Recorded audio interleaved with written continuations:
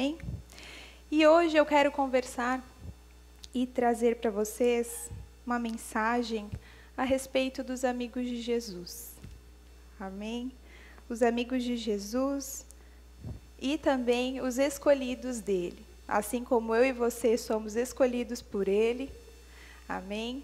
Jesus também, quando começou o seu ministério, ele também escolheu pessoas para o ajudar a pregar, a levar a palavra. Então eu quero começar lendo com vocês lá em Mateus, capítulo 9, versículo 35. Podem abrir.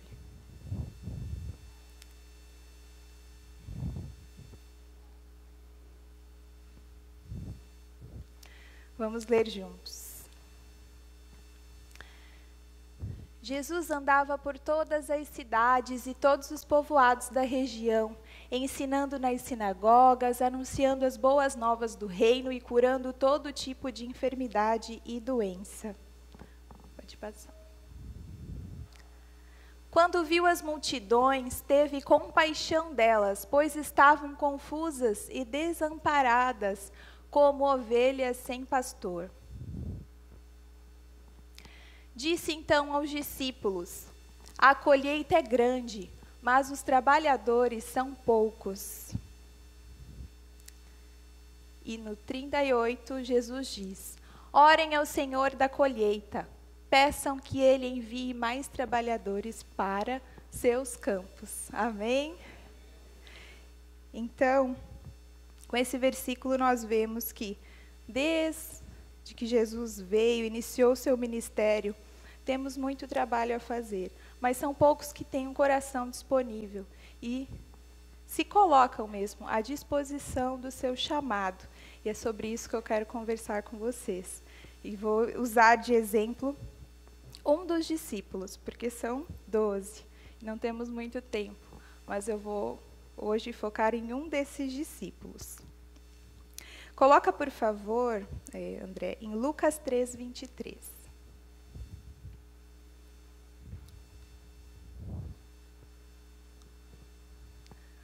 Lucas 3, 23.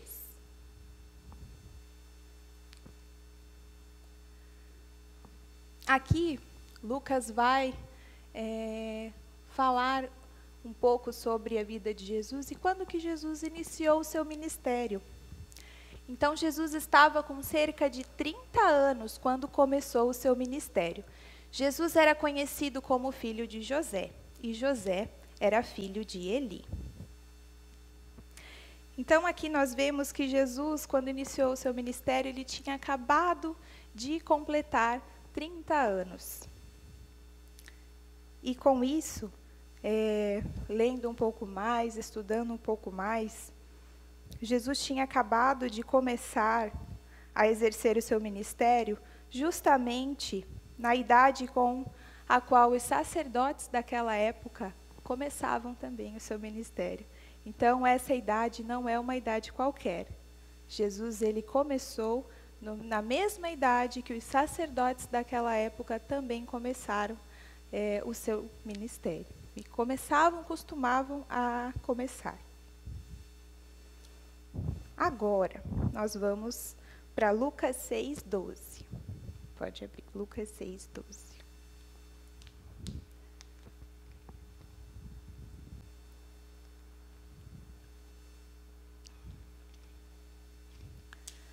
Certo dia, pouco depois, Jesus subiu a um monte para orar e passou a noite orando a Deus. Pode passar. Quando amanheceu, reuniu seus discípulos e escolheu 12 para serem apóstolos. Estes são seus nomes: Simão, a quem ele chamou Pedro, André, irmão de Pedro, Tiago, João, Filipe, Bartolomeu, Mateus, Tomé, Tiago, filho de Alfeu, Simão, apelidado de Zelote, Judas, filho de Tiago, e Judas Iscariotes, que se tornou o traidor. Então, quando Jesus iniciou o seu ministério, o seu chamado, ele escolheu 12 discípulos para o ajudarem nessa grande missão. Amém? E hoje eu quero falar com vocês, agora a gente vai chegar realmente no versículo, lá em Lucas,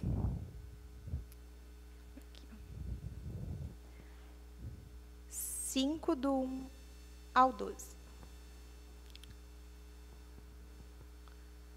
Lucas 5, isso. Então, quando Jesus foi batizado, vou contextualizar para vocês. Jesus foi batizado por João Batista, mas João Batista ele já tinha 2 discípulos, que era João e André. Esses 2 discípulos, eles já ajudavam na obra do Senhor.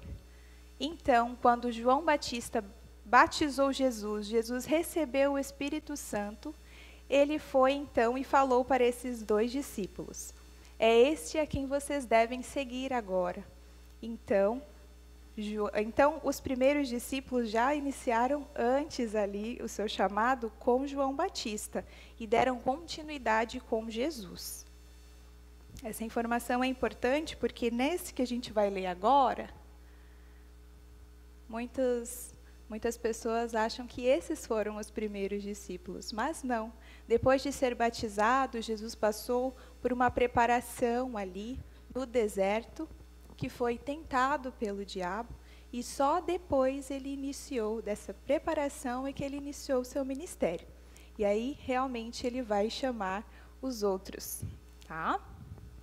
Então, estando Jesus à beira do lago de Genezaré, grandes multidões se apertavam em volta dele para ouvir a palavra de Deus.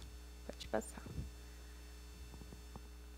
Ele notou que junto à praia havia 2 barcos vazios, deixados por pescadores que lavavam as suas redes.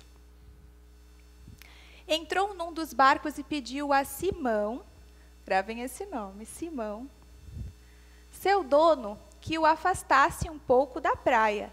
Então sentou-se no barco e dali ensinou as multidões. E lá no 10, pode passar um pouquinho, aqui vai contar como que Jesus teve esse encontro no barco com esses discípulos. E aqui no 10, ele já adianta que Simão, que posteriormente será chamado de Simão Pedro, tinha 2 sócios na pescaria, que era Tiago e João, o filho de Zebedeu. E Jesus respondeu a Simão: não tenha medo, de agora em diante você será pescador de gente. E assim que chegaram à praia, deixaram tudo e seguiram Jesus. Amém? Então, quero conversar com vocês a respeito de como que nós começamos o nosso chamado. Muitas das vezes, no nosso dia a dia, na nossa rotina, que é tão corrida, nós não conseguimos imaginar como que eu vou servir a obra do Senhor, como que eu vou fazer a obra, se eu estou, digamos que em uma profissão que eu não posso falar de Jesus, que eu não posso ler a palavra no meu ambiente de trabalho, na minha escola, como que eu posso, então, servir e colocar à disposição o meu coração para servir na obra do Senhor? E nessa passagem, nós vemos que, assim como nós, não somos pescadores, mas fazemos atividades de trabalho, muitas das vezes algumas simples, algumas mais complexas. E Jesus, então, ele não está olhando para a nossa capacidade, muitas das vezes técnica, profissional, e sim a disposição do nosso coração em servi-lo, a disposição do nosso coração em ministrar, em falar, e muitas das vezes nem falando, sendo um exemplo. A tua vida é a tua maior pregação. Amém? Bom, então agora, que eu já revelei quem vai ser o nosso discípulo do estudo de hoje, vai ser Simão Pedro. Tá? E quem era Simão Pedro?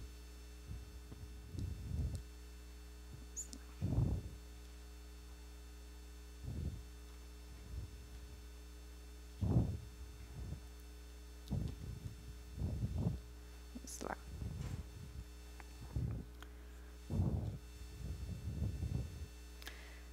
Simão era um pescador nativo de Betsaida. E quando Jesus começou o seu ministério ali no Mar da Galileia, era como se fosse um centro comercial da região. Então, muitos pescadores retiravam o seu alimento, muitos pescadores tinham mesmo esse hábito de pescar ali no Mar da Galileia.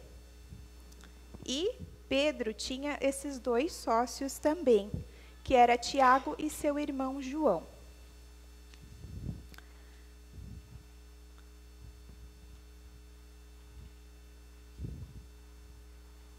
Agora, passando um pouquinho mais adiante, vamos lá para Mateus 26, do 33 ao 35.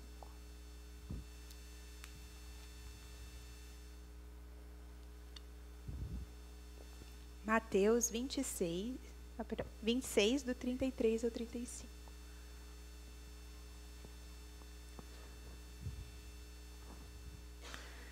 Eu retirei as passagens mais conhecidas, justamente para vocês conseguirem tirar alguma identificação com essa personalidade de Pedro. Pedro, ele era conhecido pelo seu emocional instável. Então, lá naquele capítulo que a gente leu, quando Jesus chama ele para fazer a pescaria, porque eles não estavam conseguindo retirar nenhum peixe das suas redes, Pedro, ele já estava ali, dá detalhes dessa impaciência, dessa desestabilidade ali, dessa instabilidade emocional. Então, um dos pontos chaves ali da história de Pedro é quando Jesus, na última ceia, ele prediz a negação de Pedro. E Pedro declarou: pode ser que todos os outros o abandonem, mas eu jamais o abandonarei. Pode passar.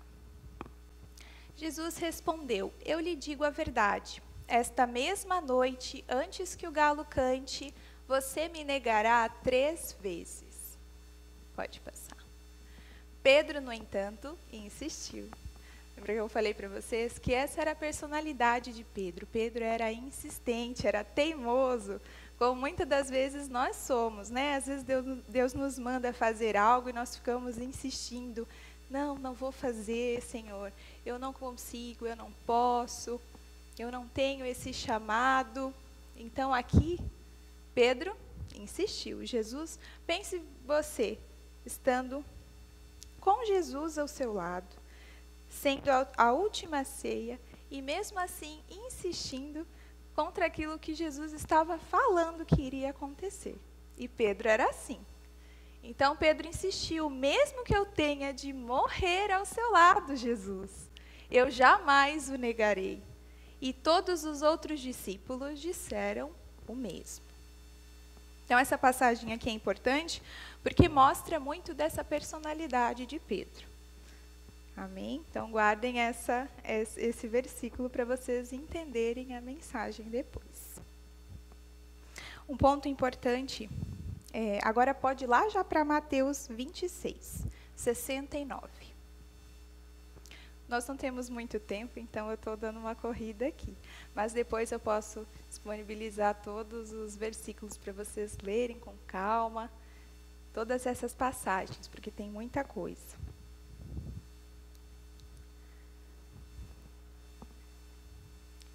Aqui já está indo lá para a crucificação de Jesus. Então Jesus avisou a Pedro: Jesus foi verdadeiro. Antes que o galo cante 3 vezes, Pedro, você me negará. E Pedro insistiu. Lembram? Agora vamos ver o que aconteceu aqui.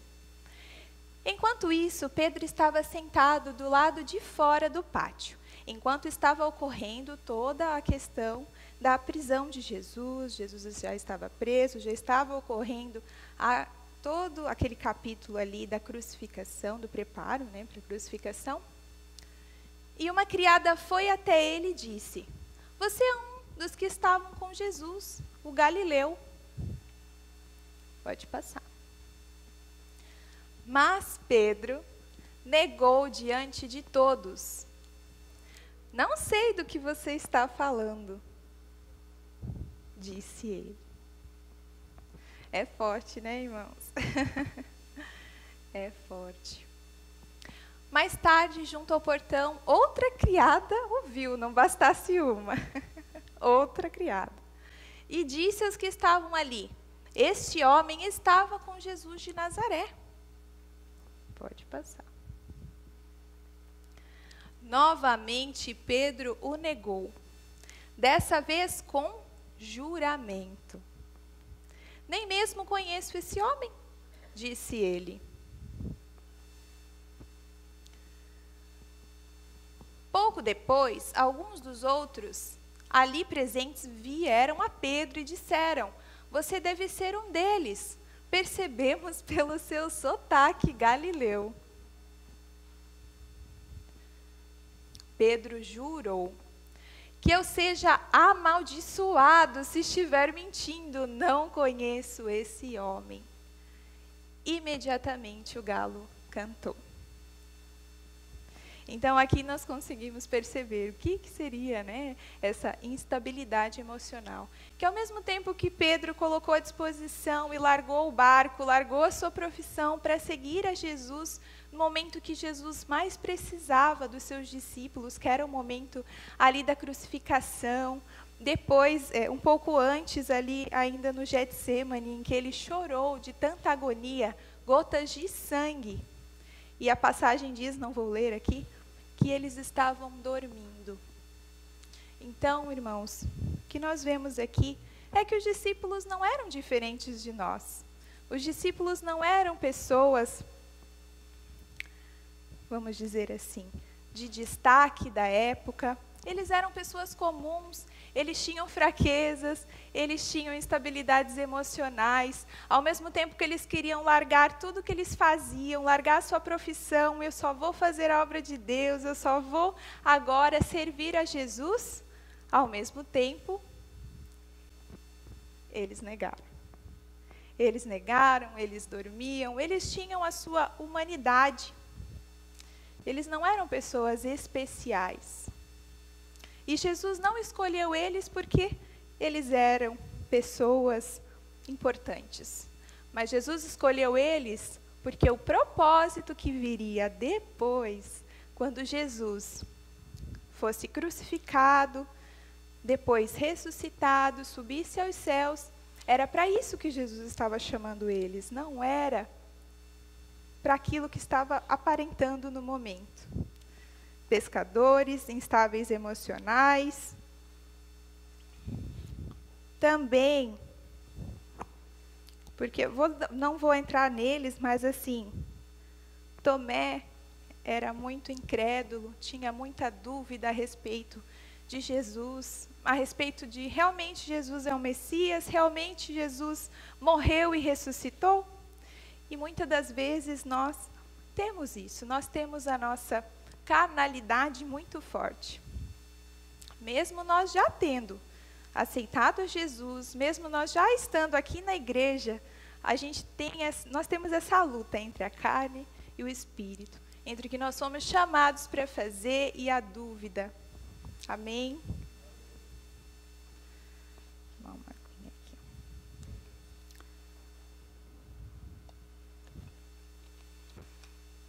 Só uma curiosidade para vocês, quando eu estava pesquisando a respeito de Pedro, e essa história do galo cantar, muitas das vezes o galo, ele é trazido aqui como um animal, certo?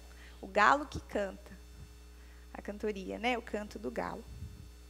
Mas pesquisando um pouco mais ali, nas passagens históricas, eu gosto bastante de estudar história e pesquisar também arqueologia, assim, esses dados que comprovam a existência de Jesus, porque como a minha profissão, né, é uma área de ciência, a gente às vezes tem que ter alguns argumentos mais científicos para conversar com outras pessoas, porque eles já sabendo que às vezes nós já temos um certo conhecimento humano, um conhecimento científico, a gente precisa ter fatos e argumentos para a gente poder debater, certo?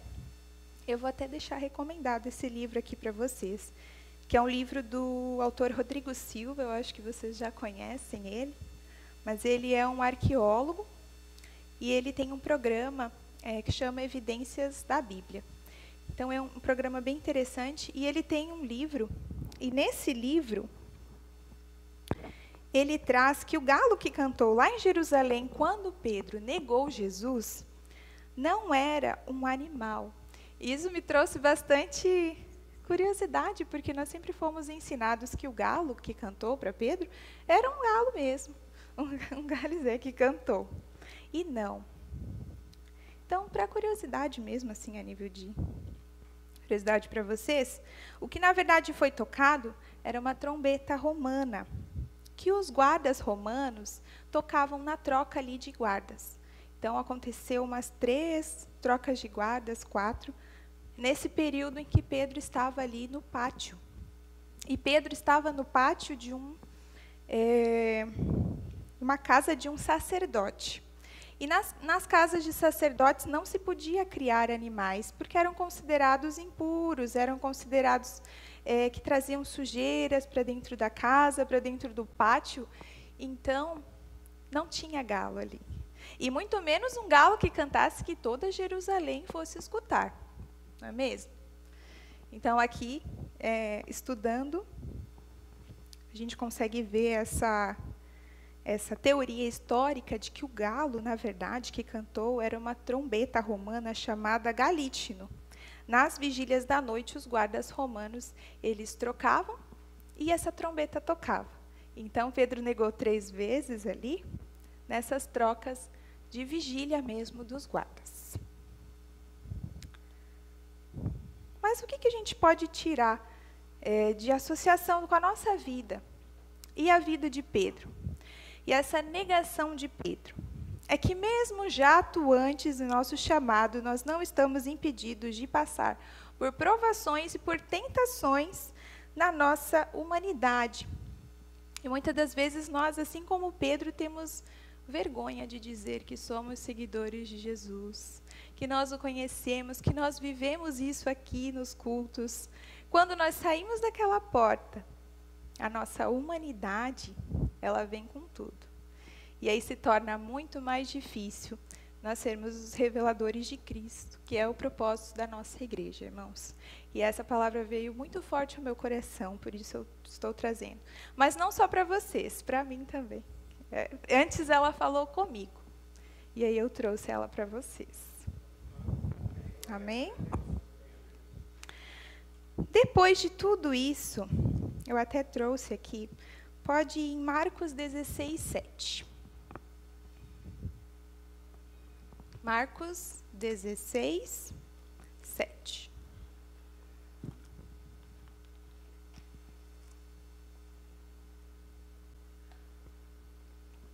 Depois de tudo isso ter acontecido, de Pedro ter negado, ter acontecido a crucificação, Jesus foi crucificado, foi colocado no túmulo com a pedra. Então, teve a pedra removida, Jesus ressuscitou e agora, depois de ter ressuscitado, algumas mulheres foram até o túmulo de Jesus e viram que ele não estava mais morto. Amém? Então, Jesus pede para elas, agora vão e digam aos discípulos, incluindo Pedro, que Jesus vai adiante deles a Galileia. Vocês o verão lá como ele lhes disse. digam a Pedro. Por que será que Jesus poderia ter dito, diga a Tiago, diga a João, diga a André? Mas Jesus se lembrou de Pedro, porque ele conhecia a personalidade de Pedro. Ele sabia que mesmo Pedro tendo negado ele 3 vezes, para uma criada, 2, em coletivo, Jesus lembrou de Pedro. E Pedro foi citado aqui, com exclusividade. Então, incluindo Pedro, que Jesus vai adiante deles a Galileia. Amém? Então, o que a gente tira de conclusão disso? Pedro, ele não se considerava mais digno de ter o nome sequer de discípulo. Mas que discípulo é esse que vai e nega Jesus 3 vezes? E, provavelmente vendo que tinha feito algo que nenhum dos outros, nem mesmo Judas fez. Judas era traidor, traiu Jesus, mas não o negou. Ele negou consciente e ele negou tempestuosamente.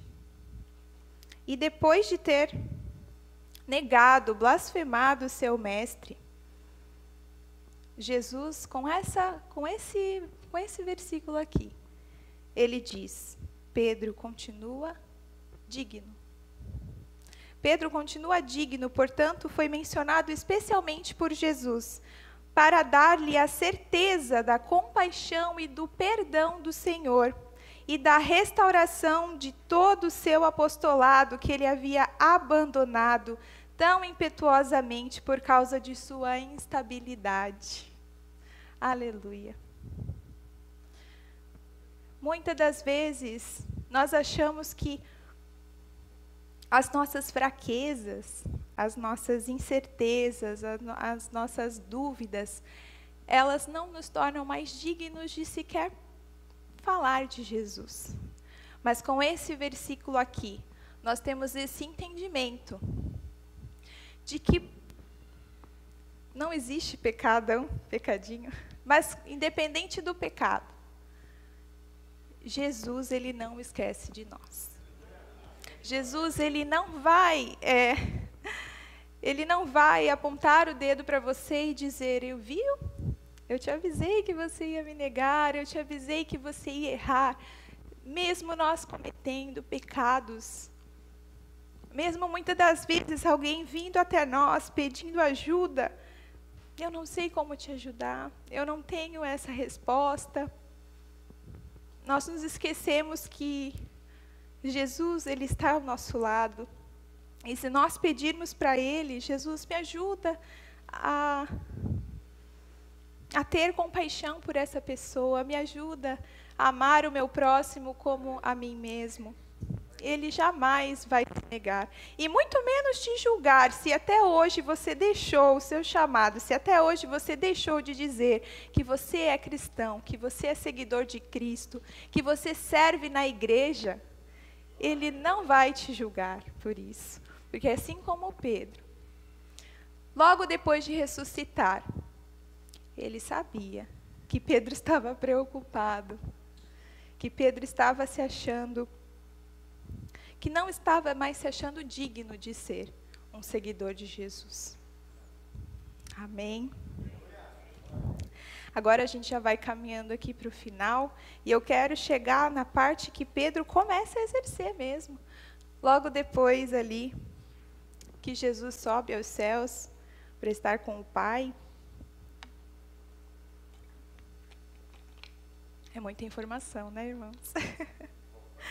É muita informação, mas eu senti que precisava passar para vocês. Como eu fui impactada quando eu comecei a ler e a estudar, eu falei, os irmãos precisam saber disso. Porque às vezes a gente se julga tanto, a culpa é tanto por, nossa, mas tal irmão está lá, tal irmão está viajando, pregando a palavra, tal irmão está sendo missionário, e eu não consigo, às vezes, nem falar que eu sou filho de Deus, que eu sirvo na minha igreja, não estou evangelizando, e a gente se culpa.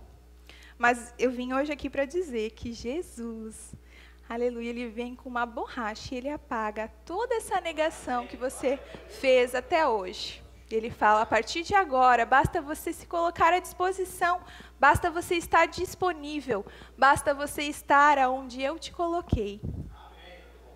Amém? Às vezes você não vai precisar nem abrir a sua boca. Dando testemunho da sua vida, as pessoas vão vir para você e vão te pedir um conselho, vão te pedir uma ajuda, vão notar que você é diferente e elas vão te perguntar, por que você está sempre sorrindo? Por que você está sempre feliz? Por que você não fica reclamando? É porque você tem o Espírito Santo. E aí você vai ter a oportunidade de falar para essa pessoa e dizer que você tem o Espírito Santo. É por isso que você tem os frutos do Espírito na sua vida, a bondade, a alegria. É por isso. Vamos agora, então, lá para Atos 10, 1. Agora a gente vai entrar no chamado de Pedro mesmo. Agora Pedro já negou, Jesus já o perdoou. Agora ele foi exercer o seu ministério, o seu chamado. E eu declaro que cada um que está aqui vai estar atuante no chamado. Amém? Basta você se colocar à disposição de Cristo. Irmãos, Pedro, Jesus, quando escolheu ele lá como pescador, ele já sabia para quem ele iria pregar no futuro. Deus já conhece o nosso propósito. Ele sabe onde ele vai nos colocar, como a nossa personalidade, como a nossa fala, como o nosso jeito, ele vai ser usado para a obra de Deus. Então, quando Pedro começou a exercer o seu ministério, eu vou ler com vocês, temos 5 minutos para ler. Morava em Cesareia um oficial do exército romano chamado Cornélio, capitão do regimento italiano. Pode pensar.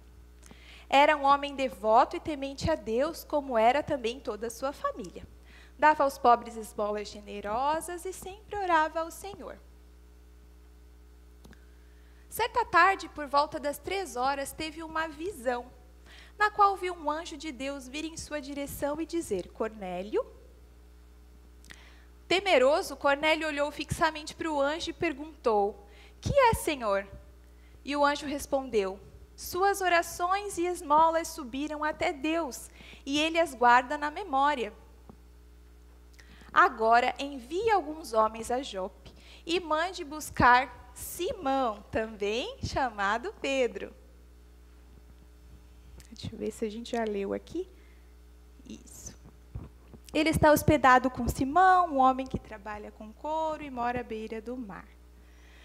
Vou ler só aqui, que a gente não tem muito tempo aqui.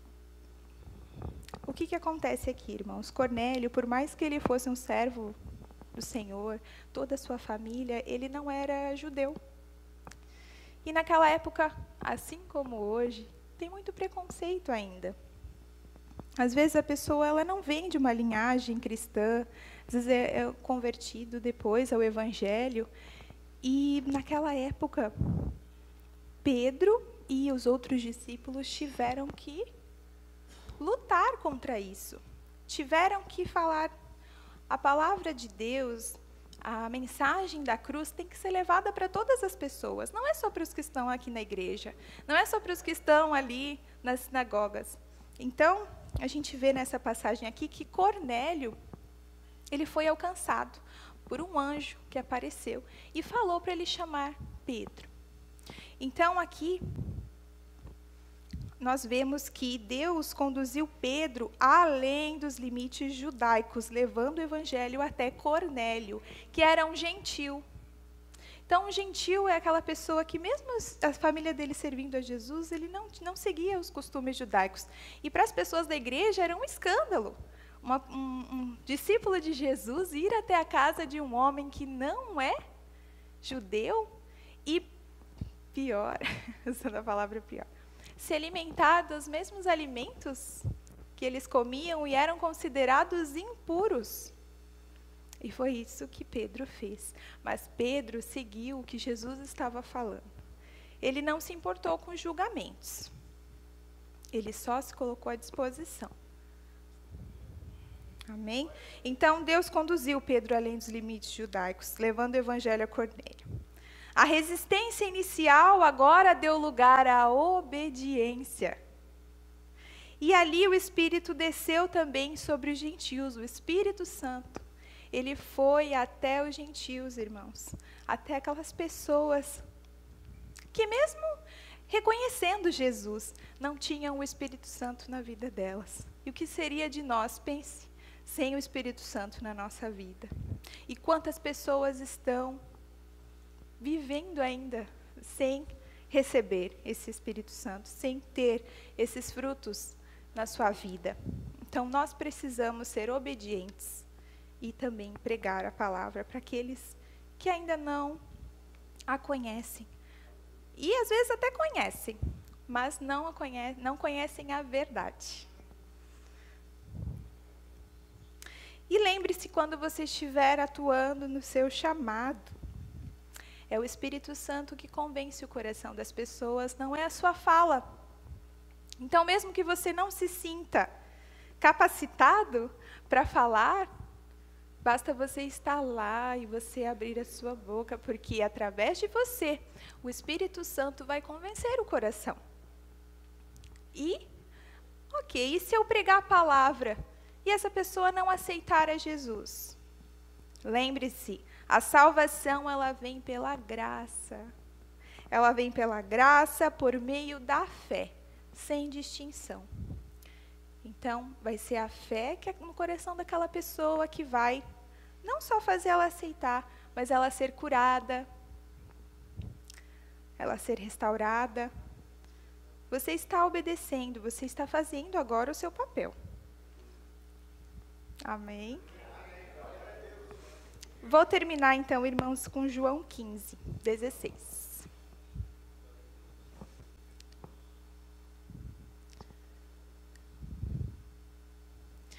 Essa mensagem, eu quero que vocês leiam ela comigo e que vocês, quando vocês lerem, vocês façam como se estivesse profetizando isso, como se Jesus estivesse profetizando isso na sua vida. Amém? Vamos lá. Vocês não me escolheram, eu os escolhi. Eu os chamei para irem e produzirem frutos duradouros, para que o Pai lhes dê tudo o que pedirem em meu nome. Amém. Aleluia. Tudo, irmão, tudo que você precisar, tudo o que você estiver precisando, Jesus já te escolheu. Jesus já sabe o teu propósito, já sabe as pessoas que você vai encontrar, as pessoas que você vai ministrar, as pessoas que você vai ser o exemplo. Ele vai te dar tudo. Mas aqui é uma condição que nós precisamos ir, nós precisamos produzir frutos e frutos duradouros. Amém? Amém. Era essa mensagem que eu queria trazer.